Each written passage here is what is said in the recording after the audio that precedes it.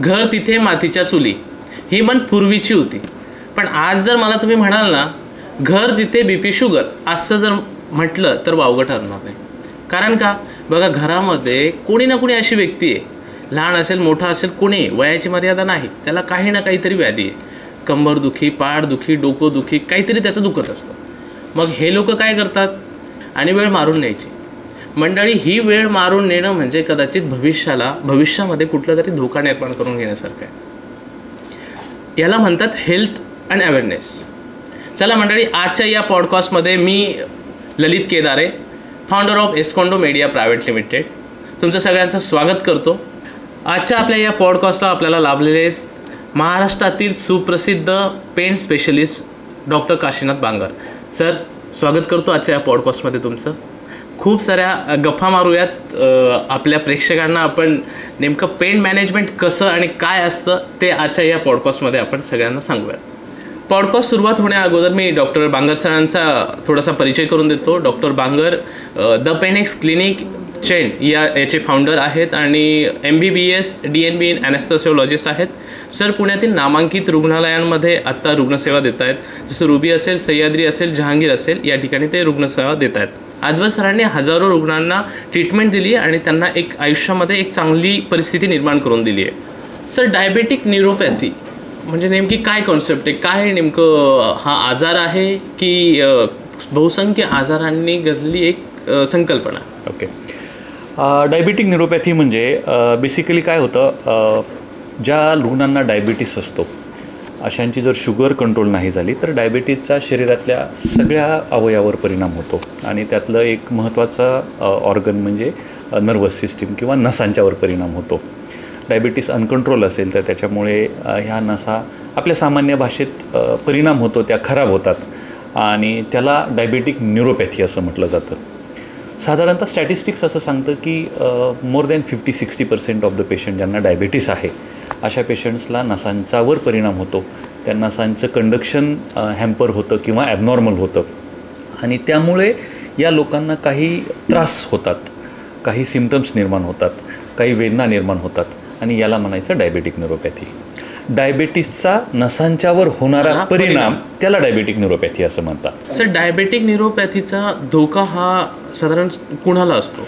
Okay, diabetic न्यूरोपॅथीचा धोका basically ज्या पेशंटची शुगर कंट्रोल नाही आहे, ज्यांनी शुगर अगदी 300-400च्या घरात आहे आणि खूप वर्षापासून आहे, या लोकांच्या नसांच्यावर परिणाम होतो आणि अनकंट्रोल शुगर असणाऱ्या लोकांना डायबेटिक न्यूरोपॅथीचा धोका हा सगळ्यात जास्त असतो. आणि सुरुवातीला मग त्याने कसं ओळखायचं की अरे मला हा त्रास व्हायला लागला आहे, म्हणजे काय लक्षणे असतात? राईट. सो डायबेटिक न्यूरोपॅथीमध्ये अशा रुग्णांना 2 प्रकारचे सिम्पटम्स असतात, लक्षणं असतात. एक पॉझिटिव्ह सिम्पटम्स, निगेटिव्ह सिम्पटम्स. तळपायांना किंवा हातांना मुंग्या येणं, आगाग होणं, पिनप्रिक केल्यासारखं, सुया टोचल्यासारखं वाटणं, बधीर होणं, ही लक्षणं असतात. युज्युअली ही फूटला, तळव्याच्या बाजूला पायाला किंवा हाताच्या पामच्या साईडला ही लक्षणं सुरू होतात किंवा काही विशिष्ट एरियामध्ये एखाद्या नर्वमध्ये हा त्रास होणं. आत्ता सांगितलेली लक्षणं, आगाग, मुंग्या, जडपणा, पायातून चप्पल निसटणे, ही लक्षणं यांना दिसतात. अशी लक्षणं सुरू झाली अशा पेशंटने की हे डायबिटीस असणाऱ्या पेशंटला डायबेटिक न्यूरोपॅथीची ही लक्षणं आहेत असं आपण म्हणू शकतो. ओके. आणि सर, आता तुम्ही म्हटलात की तळपायांना, हातांच्या पंजांना, शरीराच्या विशिष्ट भागावरच याची लक्षणे दिसतात? ओके, प्रामुख्याने ही लक्षणं कुठेही दिसू शकतात. कुठल्याही नसांच्यावर, सर्व प्रकारच्या नसांच्यावर याचा परिणाम दिसतो. पण जास्तीत जास्त आपल्याला हाताला किंवा पायाला, म्हणजे पायाला मुंग्या येणं, पायातून चप्पल सुटणं, तळपायाची आगाग होणं, रात्री झोप न येणं, काफमध्ये पेन होणं, ह्या गोष्टी शक्यतो हातापायांना जास्त प्रामुख्याने दिसतात. परंतु ग्रुप ऑफ नर्व्सला पण परिणाम होऊ शकतो किंवा एखादी दुसरी नस पण परिणामकारक होऊ शकते. पण कॉमनली ग्रुप ऑफ नर्वला होतं आणि हा सिस्टमिक डिसीज आहे, म्हणजे ह्याचा त्रास हा शरीरातल्या कुठल्याही नसेला होऊ शकतो. सर, जेव्हा रुग्णाला कळायला लागतं की मला हळूहळू हा त्रास होतोय आणि हा डायबेटिक न्यूरोपॅथी, तर अशा वेळेस रुग्णाने स्वतःची काळजी कशी घेतली पाहिजे? राईट. सो डायबेटिक न्यूरोपॅथीची लक्षणं जर जाणवायला लागली लोकांना, आगाग होणे, पिनप्रिक सेन्सेशन येणं, बधीर होणं, पायातून हातातून चप्पल सुटणे, मुंग्या येणं, तर प्रथमतः ह्या लोकांनी पहिले म्हणजे आपल्या डायबिटीच्या डॉक्टरांना दाखवून आपली शुगर कंट्रोल आहे की नाही हे पाहणं अत्यंत महत्त्वाचं असतं. हा झाला भाग नंबर 1. भाग नंबर 2 हे न्यूरोपॅथीच्या लोकांनी हाताची आणि पायाची काळजी घेणं, जखम न होऊ देणं आणि हा त्रास वाढवू नये म्हणून ह्याचे औषधोपचार किंवा ह्याच्या काही ट्रीटमेंट्स असतात त्या घेणं हे आवश्यक आहे. जर पूर्णपणे बधीरपणा असेल सो ह्या लोकांनी एक हे न्यूरोपॅथीच आहे हे कन्फर्म करायला पाहिजे डॉक्टरांकडे जाऊन. 2 आपली शुगर कंट्रोल ठेवणं आवश्यक आहे. आणि 3 त्याच्यावर वेगवेगळ्या पद्धतीच्या उपचार पद्धती आहेत त्या घेणं आवश्यक आहे. सर आता तुम्ही हे झालं थोडंसं त्यांनी डॉक्टरांकडनं किंवा त्यांच्या सल्ला घेणं महत्त्वाचं ठरलं. पण रुग्णाने जर स्वतःचं डाएट असेल, खानपान पद्धती असेल किंवा लाईफस्टाईल असेल याच्यात जर चेंज केला तर याच्यावर परिणाम होतो का? येस, लाईफस्टाईलचा परिणाम तर सगळ्याच बॉडीच्या सगळ्या अवयवावर होतो, नस पण त्याच्यात काही अपवाद नाही. सो ह्या लोकांनी रेग्युलर एक्झरसाईज करणे, आपल्या डायबेटिक डाएट करणं म्हणजे शुगर आणि पांढरे पदार्थ न खाणे, B12 व्हिटॅमिनच्या जर कमतरता असेल तर त्याच्या काही औषधं घेणं आणि पायाची हाताची प्रॉपर काळजी घेणं, जखमा न होऊ देणं, ह्या गोष्टींनी बऱ्याचदा आपल्याला पॉझिटिव्ह रिझल्ट्स पाहायला मिळतात. सर बऱ्याच वेळेस काय होतं ना, आता काही अनुभव आहेत की गोळ्या औषधांनी त्यांना फरकच पडत नाही, मग अशा वेळेस त्यांना कुठली ट्रीटमेंट आहे का? राईट. सो मला असं वाटतं की तुम्ही हे विचारता की डायबेटिक न्यूरोपॅथीसाठी ऑलरेडी काही गोळ्या औषधं घेतलेली आहेत पेशंटने आणि त्यांना फरक नाही पडत आहे. तर की समजा डायबेटिक न्यूरोपॅथीमध्ये पहिली जे उपचार पद्धती असते, treatment starts from the prevention, जे पूर्वी मी सांगितलं की शुगर कंट्रोल, एक्झरसाईज आणि बाकीच्या गोष्टी. दुसरी युज्युअली ट्रीटमेंट पार्ट असतो की औषधं देणं. नसांच्यावर परिणाम करणारी जी औषधं असतात अशी औषधं जेव्हा अशा पेशंटना सुरू केलेली जातात, त्याचा वेगवेगळे ग्रुप्स असतात, ही औषधं सुरू केली जातात. या औषधाने जर पेशंटवर परिणाम झाला तर हे सगळ्यात उत्तम आहे. काही प्रकारची पेशंट असे असतात की डायबेटिक न्यूरोपॅथीचे औषधं देऊनसुद्धा त्यांच्यावर परिणाम होत नाही आणि दुर्दैवाने असा एक समज आहे की हे आता आयुष्यभर मला हा त्रास सहनच करायचा आहे कारण गोळ्या औषधाने काही परिणाम होत नाही आहे. हा गैरसमज आहे, हा समज नाही आहे. गैरसमज का म्हटलं जातं? कारण आत्ता विज्ञानामध्ये आपल्या मेडिकल सायन्स जसं जसं पुढं जातं याच्यावर उपचार पद्धती उपलब्ध आहेत. उदाहरणार्थ आम्ही non invasive pulse radio frequency ablation म्हणतो, ज्याच्यामध्ये ती जाणारी डायबेटीसच्या ज्या नसा आहेत ज्यांच्यावर परिणाम झालेला आहे त्यांना आपण स्टिम्युलेट करतो. साधारणतः एका नसेला 10-20 मिनटं स्टिम्युलेट केलं जातं. असे 4 ते 6 सेशन जेव्हा होतात तेव्हा बऱ्याचदा आमच्या लक्षात येतं की आगाग कमी झालेली आहे पेशंटचं किंवा पिनप्रिक सेन्सेशन जे आहे टोचल्यासारखं वाटतं, त्यात बऱ्यापैकी पेशंट्सना फरक मिळतो आहे आणि ही सिम्पल साधी सोपी सरळ ट्रीटमेंट आहे. हा झाला त्या ट्रीटमेंटमधला एक पार्ट. याच्यात दुसऱ्या जेव्हा आपण पुढे जातो तेव्हा आजकाल रिजनरेटिव्ह थेरपीजमध्ये काही पेपर्स असे आहेत की ज्याच्यामध्ये डायबेटिकच्या न्यूरोपॅथीच्या नसांच्यावर त्या ट्रीटमेंट केल्यास त्यांच्या सिम्पटम्समध्ये फरक पडतो. म्हणजे काय केलं जातं, म्हणजे फॉर एक्झाम्पल त्या रुग्णाचं जनरल तपासणी केल्यानंतर जर आपल्याला योग्य वाटलं तर त्यांचं काही एक रक्त काढलं जातं, एक 10-20 ml. ते रक्त प्रोसेस करून त्याच्यामधून ग्रोथ फॅक्टर्स किंवा प्लाझ्मा, प्लेटलेट रिच प्लाझ्मा वेगळा केला जातो त्याच रुग्णाचा आणि त्याच सेटिंगमध्ये. म्हणजे इथं तुम्ही बसलात असं समजू की ब्लड काढलं, ते तिथे एक 10-20 मिनटं 30 मिनटं त्याला सेंट्रिफ्यूज केलं, प्रोसेस केलं आणि त्याच रुग्णाचं ब्लड काढलं जातं आणि ते ब्लड ज्या नसांच्यावर परिणाम झालेला आहे त्या नसेच्या आणि जी त्रास देत आहे त्या नसेच्या सोनोग्राफीमध्ये बघून ती नस पाहायची आणि तिच्या बाजूला लाईव्ह सोनोग्राफीमध्ये बघत तिच्या बाजूला टाकायचं. तर आत्ता मेडिकल सायन्समध्ये असे एव्हिडन्स तयार होत आहेत हळूहळू की यानेसुद्धा खूप चांगला परिणाम दिसतो. याच्या पुढे जर गेलं आपण तर बोटुलिनम टॉक्सिन इंजेक्शन आहेत. जर खूप बर्निंग होत असेल तर पायावर काही फूटवर किंवा पायांच्या पंजावर छोटी छोटी इंजेक्शन्स दिले जातात, याने चांगला परिणाम होताना दिसतो. याच्या पुढे जर आपण गेलो तर रेडिओ फ्रिक्वेन्सी ॲब्लेशन नावाची ट्रीटमेंट आहे. या रेडिओ फ्रिक्वेन्सी ॲब्लेशनमध्ये काय असतं की जेव्हा ह्या नसांचं ॲबनॉर्मल कनेक्शन्स तयार झालेले असतात त्या नसांच्या ॲबनॉर्मल कनेक्शनसाठी आपण निडलद्वारे त्या ॲबनॉर्मल कनेक्शनला ॲब्लेट करतो. म्हणजे थोडक्यात ही प्रोसिजर ही निडलद्वारे केली जाते. हे टेक्निक जे आहे ते यात कुठलीही सर्जरी इन्व्हॉल्व नाही आहे, परंतु हे आपल्याला सगळं एका कंट्रोल एन्व्हायरमेंटमध्ये केलं जातं. सो पेशंट दुसऱ्या दिवशीपासून घरी जाऊ शकतात आणि ऑलमोस्ट काही दिवसात पेशंटवर परिणाम दिसायला लागतो. हा एक ग्रुप ऑफ ट्रीटमेंट झाली. याच्याही पेक्षा FDA अप्रूव्ड अजून एक ट्रीटमेंट आहे. म्हणजे काही लोकांना आपण म्हणतो, आत्तापर्यंत ज्या मी ट्रीटमेंट सांगितल्या ह्यात बऱ्याच ट्रीटमेंटला बरेचसे पेशंट्स, चांगला good number of patients gives results. परंतु एक प्रकारचे काही पेशंट्स असतात ते आपण काहीही केलं तरी याला रिझल्ट येत नाही. याला आपण रेजिस्टंट केसेस म्हणतो. रेजिस्टंट केसेसमध्ये एक छोटीशी चिप स्पायनल कॉर्डमध्ये बसवली जाते. अरे बापरे. आणि छोटा कट असतो तो. सो त्याला स्पायनल कॉर्ड स्टिम्युलेटर म्हणतात. सो स्पायनल कॉर्ड स्टिम्युलेटर हे FDA अप्रूव्ड ट्रीटमेंट आहे. रेजिस्टंट केसेसमध्ये आपण ते करतो. चिप कसली असते सर? याच्यामध्ये त्या सिग्नलला मॉड्युलेट केलं जातं. म्हणजे जे पेनचे सिग्नल असतात, बेसिकली काय असतं, तुम्हाला त्रास होतो ना, आगाग होते, मुंग्या येतात, तर पायाकडून सिग्नल ब्रेनला जात असतात. राईट. हे जातात, ह्यांचा मार्ग is via spine. Right. So पायाकडून येणार, मणक्यात जाणार, मणक्यातून ते प्रोसेस होऊन पुढे ब्रेनला जाणार. तर मग आपण काय करतो, ही चिप आणि त्याचे लीड्स जे असतात, लीड्स हे मणक्यात बसवले जातात स्पाईनच्या वरती, बाहेर इपिड्युरल स्पेसमध्ये, आणि ती चिप कुठेतरी शरीरात छोटीशी बसवली जाते, आपल्या एक छोट्या डब्बी एवढी असते.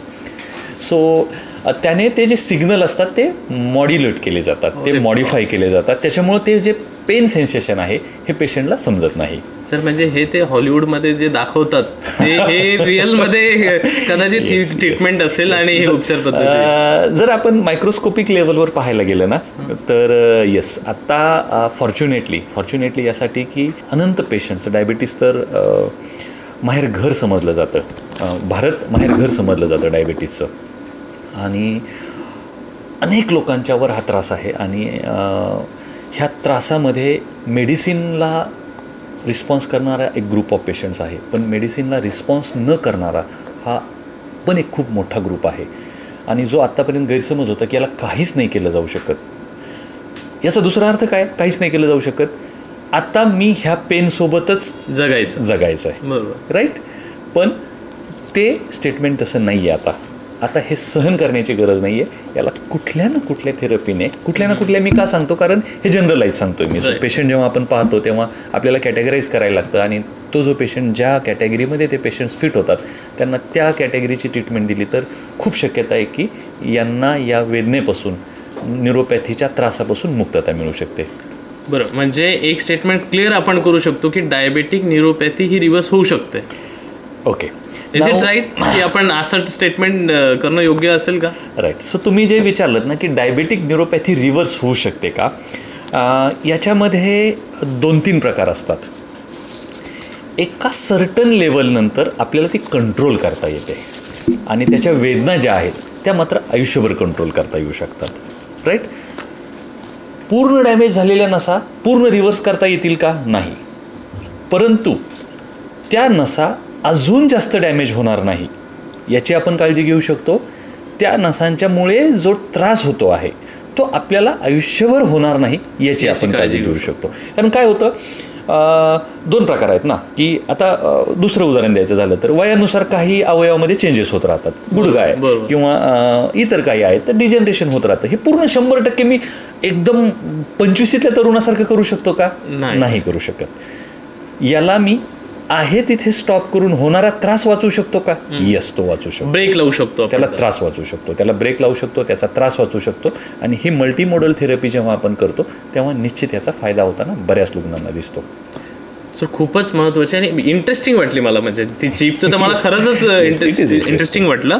सर आता एवढ्या साऱ्या ट्रीटमेंट आहेत, एक फायनान्शियली पण थोडंसं टच देऊयात ना, की ही ट्रीटमेंट सर्वसाधारण व्यक्तीला तर मला वाटतं परवडण्याजोगी नसेल किंवा असेल.